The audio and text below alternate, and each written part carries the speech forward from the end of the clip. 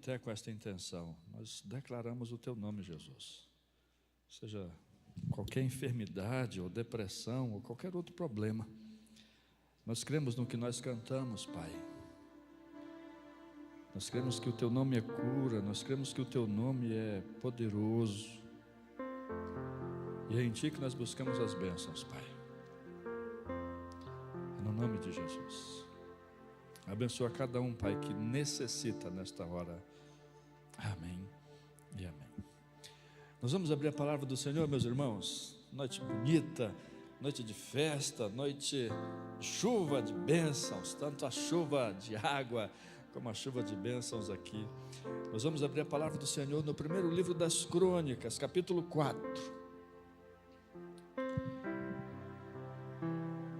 Se você tem aquele objetivo, aquele hábito de ler a Bíblia toda, pelo menos uma vez por ano, você vai lembrar que, primeiro livro das Crônicas, os 10 primeiros capítulos são daqueles que a gente meio que passa por cima, porque são genealogias.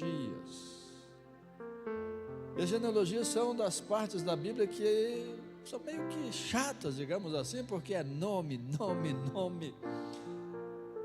E a gente às vezes não entende porquê, nem vê sentido naquela quantidade de nomes. E 1 Crônicas 4 é um desses textos. Começa do versículo 1, nome. Parece lista de cartório. Mas aí dá uma pausa no versículo 9. E diz assim: Jabes, ou Jabes, foi mais ilustre do que seus irmãos. Destaca Jabes no meio de todos os outros nomes. Tantos nomes, mas Jabes se destaca. E diz mais, que Jabes tinha uma história ruim, porque Jabes quer dizer aflição. A mãe de Jabes deu esse nome para ele, está aí no texto do capítulo 4, versículo 9, porque o seu parto foi muito doloroso. É fácil conjecturar, não afirmar, mas conjecturar, que talvez Jabes fosse ter outro nome. Mas depois de um parto tão difícil, a sua mãe diz: eu vou chamar esse menino de aflição, porque foi uma luta, foi muito difícil, foi muito doloroso. E Jabes cresce com essa marca: o que causa aflição, o que causa dor. Nos nossos dias em que tudo é motivo de perseguição, de bullying, na hora da chamada da escola, a professora chama: cadê o que provoca aflição? Cadê o homem da dor? Cadê o menino da dor? E lá está Jabes.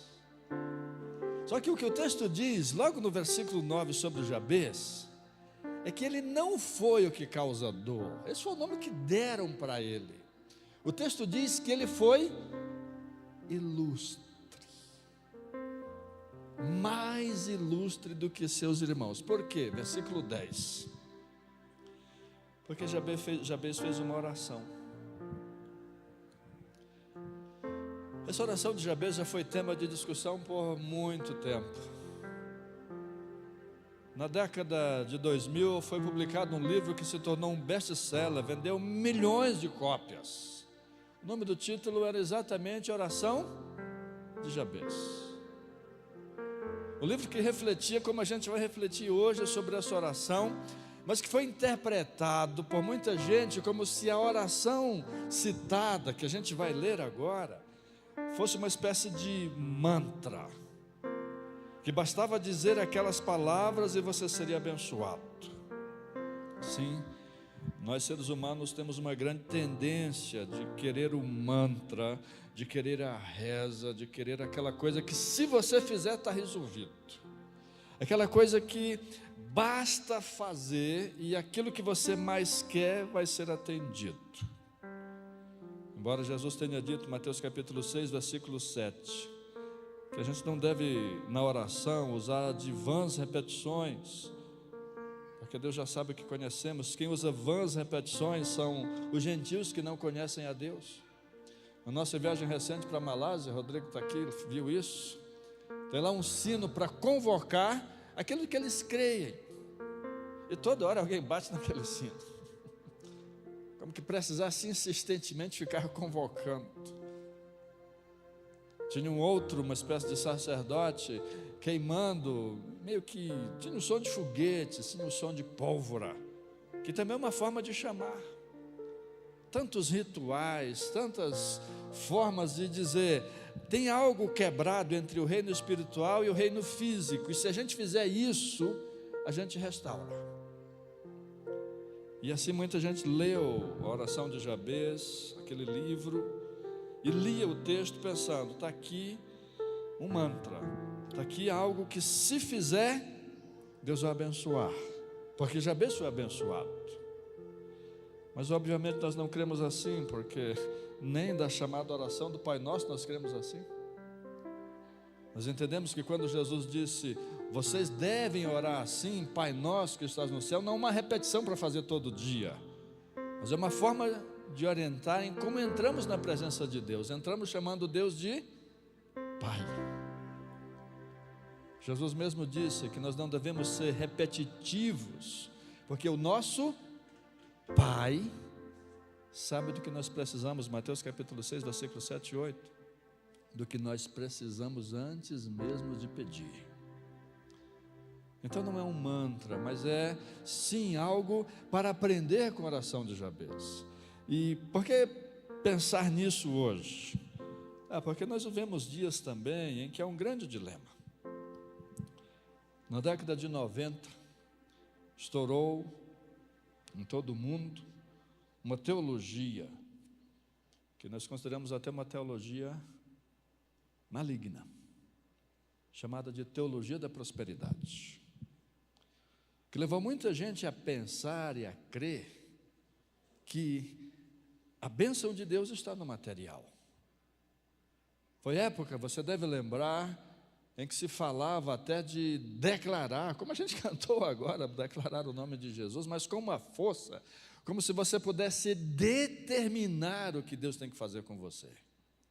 Palavras como essa, de determinar, palavras que ainda existem até hoje, como a ideia de que a própria palavra tem poder, Instituto Rema e tantas outras coisas, dizendo que há palavras e palavras. E aquilo que é conhecido como confissão positiva veio na década de 90 com um ar de evangelho. E nós, os chamados evangélicos de missão, nós, os chamados evangélicos tradicionais, vimos a malignidade dessa teologia. Por quê? Porque a bênção nem sempre acompanha a fé. Às vezes o que a fé produz é dor. Paulo orientava os primeiros convertidos, Atos capítulo 14, versículo 22, dizendo que debaixo de muitas provações, nós vamos herdar o reino de Deus. Mas, por que pensar então na oração de Jabez? Porque entre o abuso da fé e o medo de crer, muita gente parou de orar. Eu vou repetir essa frase. Entre o abuso da fé, da teologia da prosperidade, e o medo de crer, e de orar, e de buscar, e não ser atendido, muita gente parou de orar. Por outro lado, a gente precisa voltar a olhar para a bênção da prosperidade, mas uma prosperidade centrada em Deus. Nós vivemos, na verdade, nem todo mundo lembra disso, mas nós vivemos em dias, desde o ano 1500, em que o Evangelho foi restaurado. Chamada Reforma Protestante, ela não apenas trouxe a pregação do Evangelho, mas o que conhecemos como capitalismo, as bases da nossa economia ocidental, vem daquela época, porque naquela época reinava uma convicção pregada pela religião dominante da época de que a gente tem que olhar para o céu. A salvação é suficiente. E quantas pessoas eram escravizadas, abusadas. Uma religião que oprimia na Idade Média e que trazia o ar de, mas está bom, porque o importante é olhar para o céu. A Reforma Protestante não apenas tirou mediadores entre nós e Deus, mas a Reforma Protestante tirou o misticismo do dinheiro e nos tirou um pouco do olhar do céu e nos fez olhar para aqui, para querer ser abençoado aqui também. A maior nação que surge exatamente como fruto da Reforma Protestante, os Estados Unidos, uma nação que quis prosperar debaixo da bênção de Deus. É isso que Jabez queria também, independente do seu nome, ele queria isso. Então, a última reflexão, o último culto normal, o último culto dominical do ano, eu escolhi pensar sobre orar com fé, sonhar mais, fazer oração de Jabez, pensar na nobreza de Jabez. Coincidentemente, está nos cinemas um filme que é o oposto de Jabez, Avatar 3. Eu não assisti, portanto dessa vez eu não vou dar spoiler. Mas é a história de um grupo naquele mundo, naquela ficção que descreu fogo e cinza, fogo de dor, de sofrimento, de cinza, de não sobrou nada. E esse mundo de dor, de não sobrou nada, vai lutar contra os seus irmãos. É a luta do que deixou de crer com o que continua crendo. Jabez é o que continua crendo, porque quando nasceu deram a ele o nome de aflição, o que provoca aflição. Mas ele se tornou nobre, talvez não pedindo mais, mas pedindo menos dor, menos sofrimento.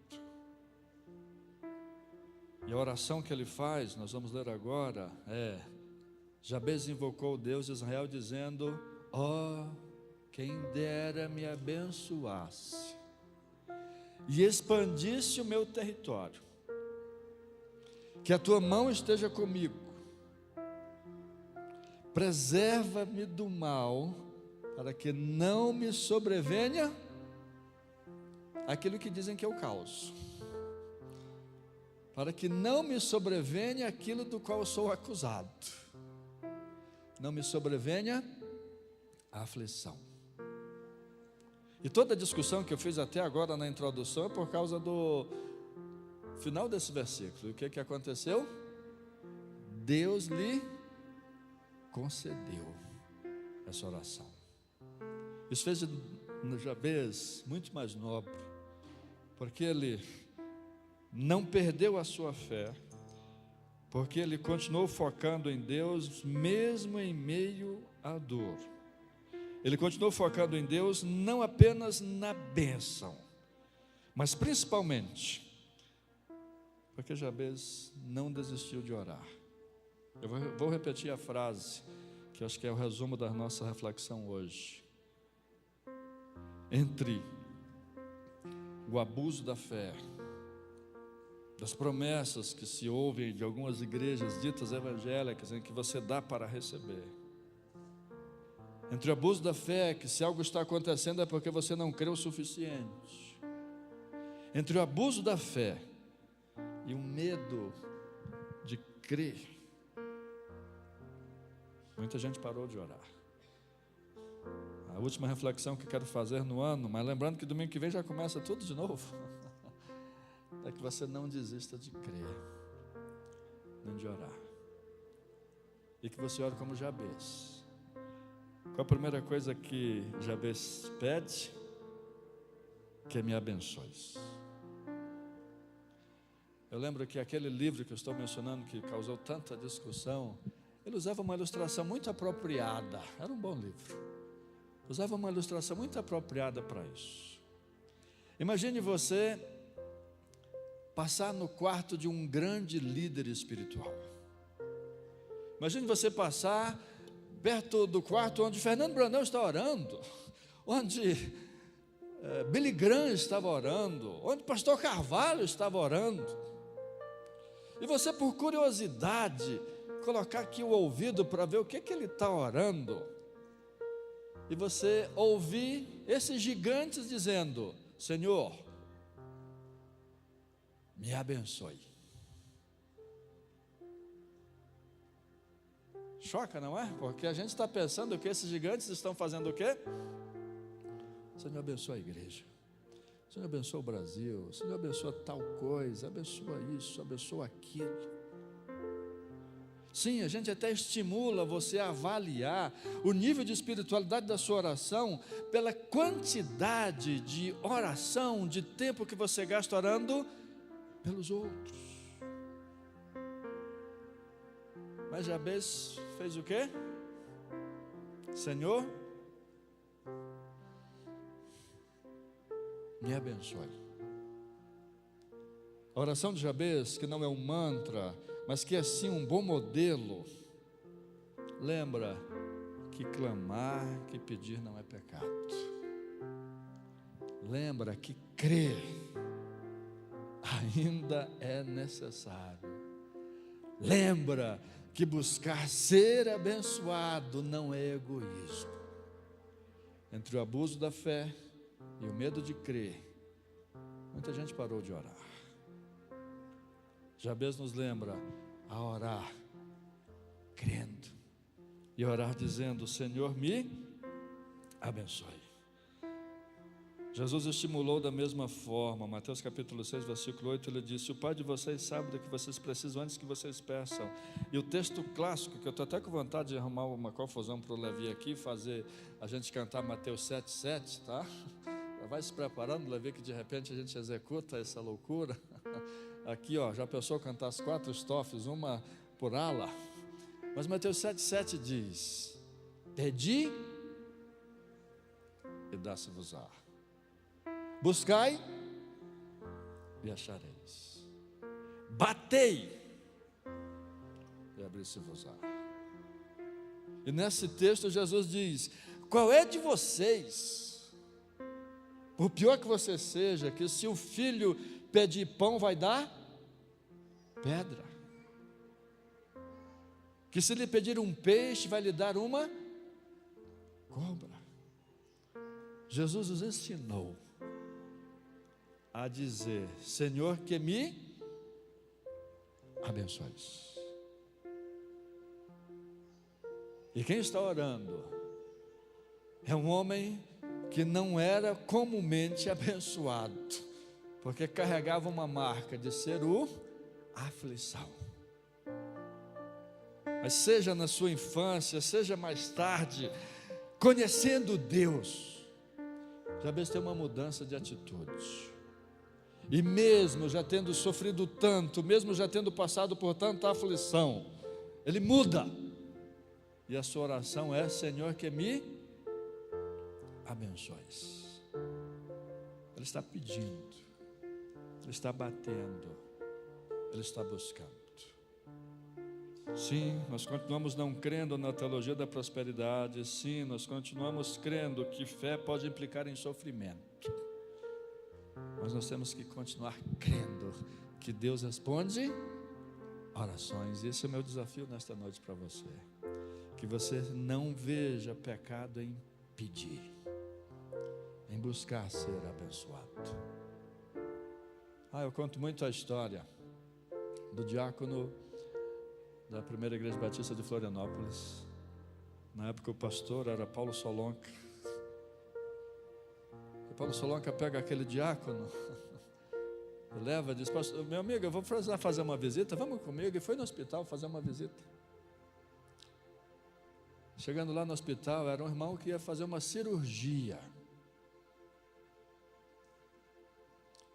E o pastor, então, depois de dar alguma palavra de estímulo, de convicção, de fé, disse: meu irmão, você pode orar?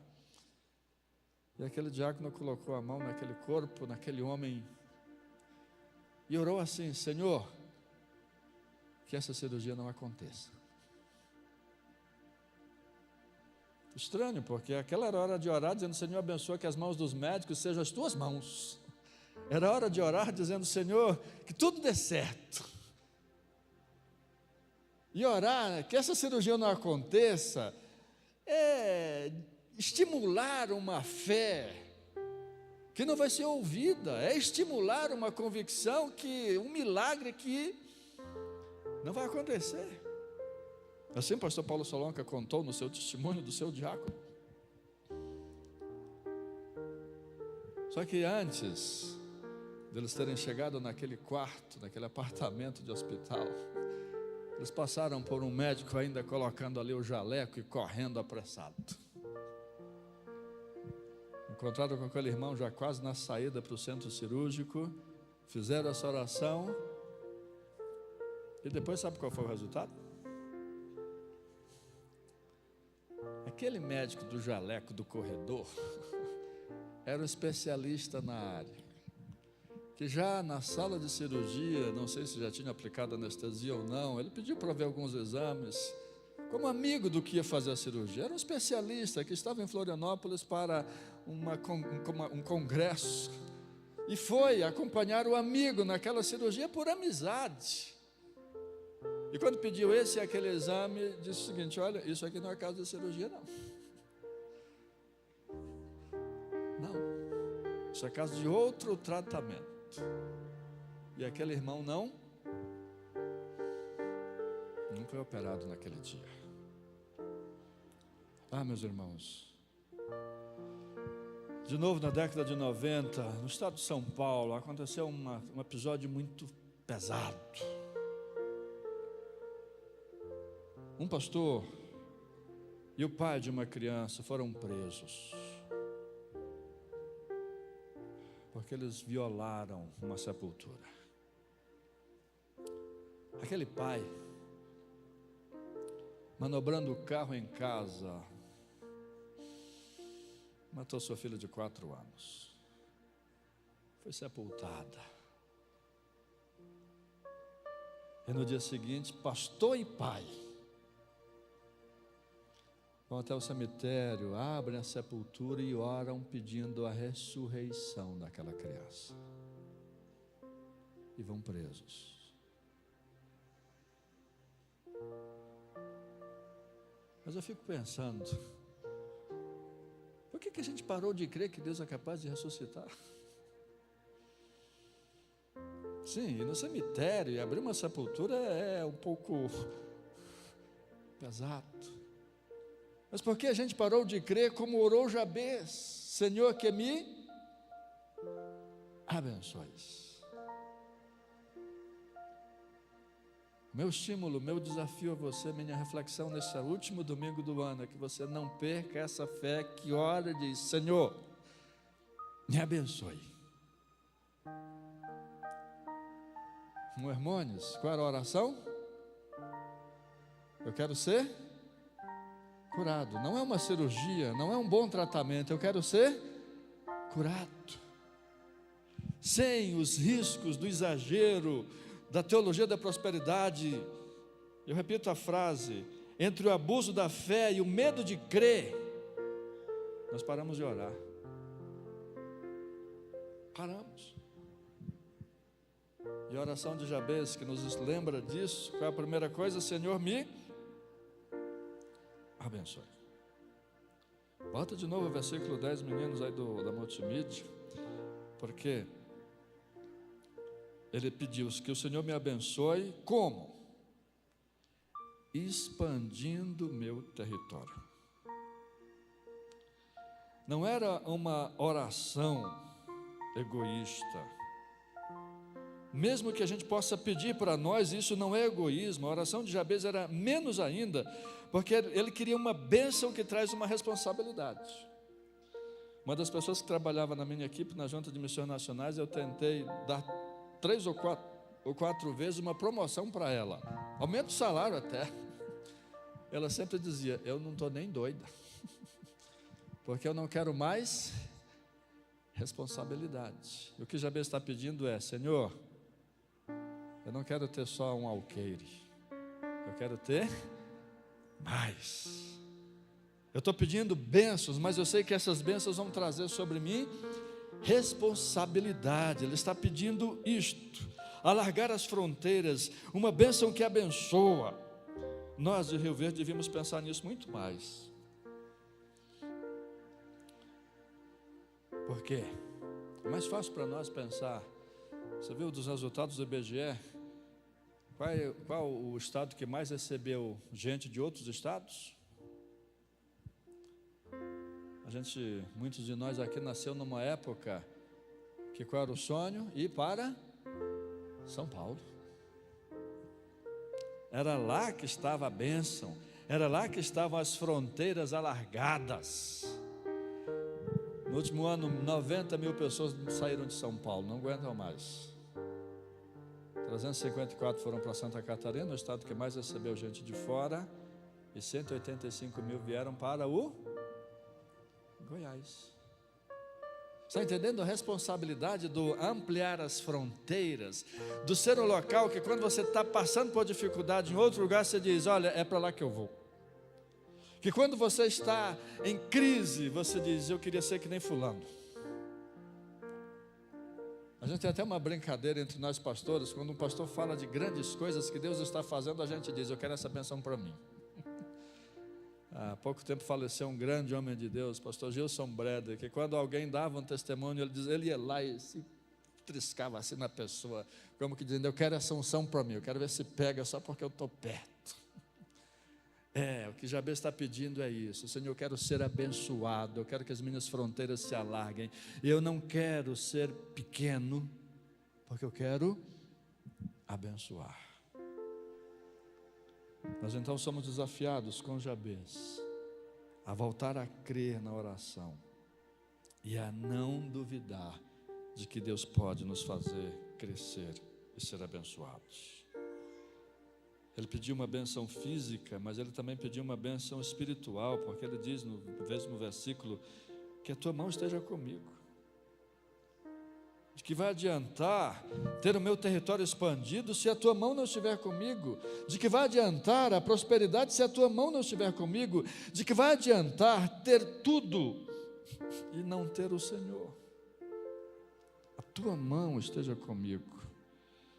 Que o Senhor me preserve do mal, para que não me sobrevenha aflição. De que vai adiantar a prosperidade sem paz? De que vai adiantar um milagre sem propósito? De que vai adiantar a bênção sem abençoar? Jabez está fazendo o que muitos de nós deixamos de fazer. Está orando, querendo bênçãos, mas diferente do que terminou se tornando muitos setores do capitalismo, que nasce fortalecido com a reforma protestante. Sim, a reforma protestante fortalece o que nós conhecemos como mundo. Jabez está dizendo: não, eu não quero só a bênção aqui, eu quero tirar esses olhos do céu que impedia de crescer, que me obrigava a ser fiel a um rei, e eu quero também ser abençoado. Mas não apenas deixou de olhar para este céu da Idade Média e passou a olhar para esta terra como local de também ser abençoado, e volta a olhar para o céu para abençoar. Eu vou repetir a frase mais uma vez: entre o abuso da fé e o medo de crer, muita gente parou de orar. Jabez nos ensina a confiar. Agora um detalhe final: o nome de Jabez não foi mudado, ele continua sendo Jabez. Quantos homens na palavra de Deus tiveram seus nomes mudados? Jabez continuou sendo o aflição. Mas a sua vida, a sua família era tão abençoada que o nome da aflição nem fazia sentido, nenhum. Ele não precisou mudar de nome, ele não precisou mudar de história, porque era notório o que Deus estava fazendo na vida dele. Que seja assim com você. E nós vamos cantar um hino do cantor cristão, bem antigo, dizendo: Senhor, nós queremos chuvas de bênçãos, não só gotas, mas nós queremos chuvas. Não é prosperidade, mas nós precisamos parar de ter medo de crer. Esse é o desafio. Eu vou repetir pela 5ª ou 6ª vez. Entre o abuso da fé e o medo de crer, muitos de nós paramos de orar. Vamos cantar?